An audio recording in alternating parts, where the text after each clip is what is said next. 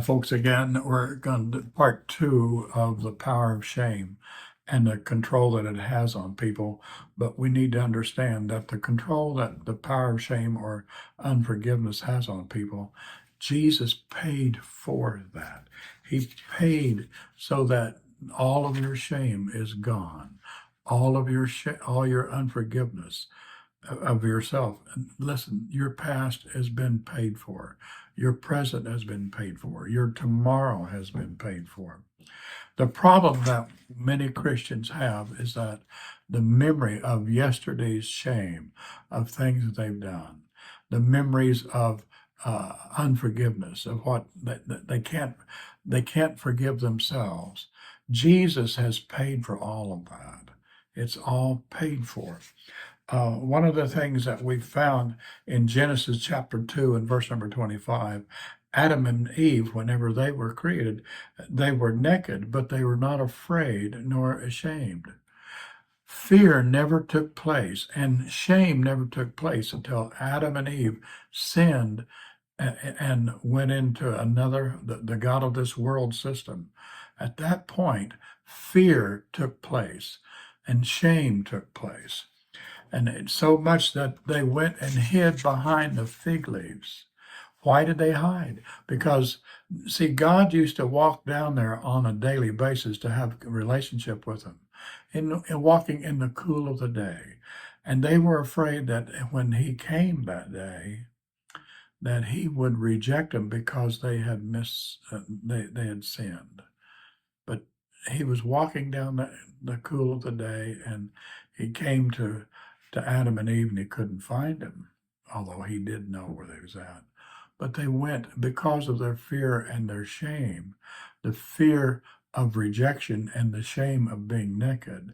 They went and hid themselves behind the fig leaves. When the fig leaves didn't work, they went and hid themselves behind the trees.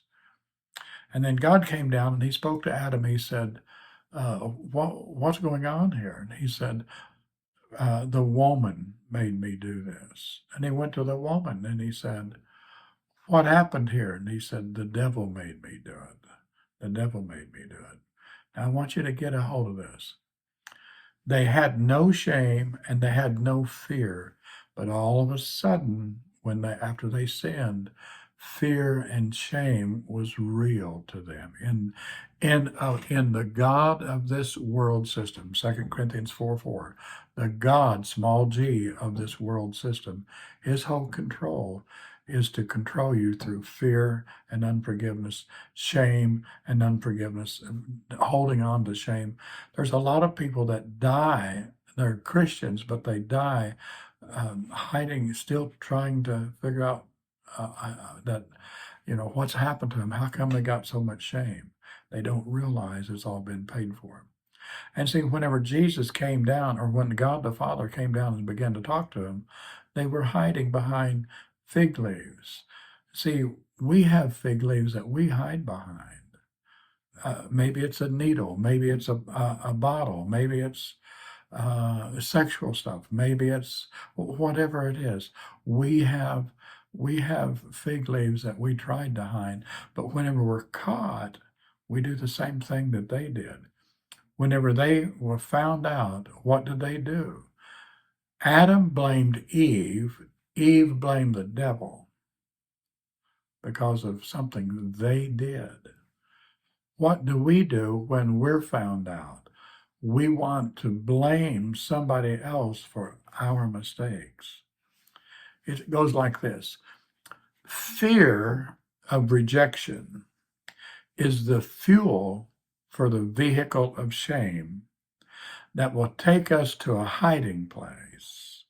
And when we're found, the next thing we do is blame. Get a hold of that. Fear of rejection. Rejection of people, rejection of God, rejection of husband and wife, whatever. Fear is the rejection, being rejected, the fear of being rejected by someone that we care about, that we want to be a friend to, that we want to be married to. But the fear of rejection is real. And it happens a lot of times. It happens with adoption. Whenever we have people that's been adopted, why was I rejected by my birth parents? And that control, you'd say, well, that doesn't matter. They'll get over that. There's some people that never get over it. But we just need to know that Jesus paid for all that, and we'll get into that later. But he says here, he said that whenever they hid, they started blaming. The fear of rejection is the fuel for the vehicle of shame that drives you to your hiding place. And when you're caught, you start to blame somebody else for your fault, for what you did. Get to the place that own your mistakes. You own it. Don't let somebody else take the blame for what you've done. We want to push that off because we want to be received. If people can't forgive you, go on, leave them alone. God has. We're going to get into this in another part 3. So I want you to continue to watch. I hope you're watching. I hope that you are enjoying these things. These are real issues of life. You don't have to live in shame. You can die free, completely free of guilt and shame. All of your sins have been forgiven. Jesus did that by the blood of his life. He set you free. God bless you. Listen, become a partner with us if you can. Tell somebody about these messages and have them go and visit us. God bless you. Bye.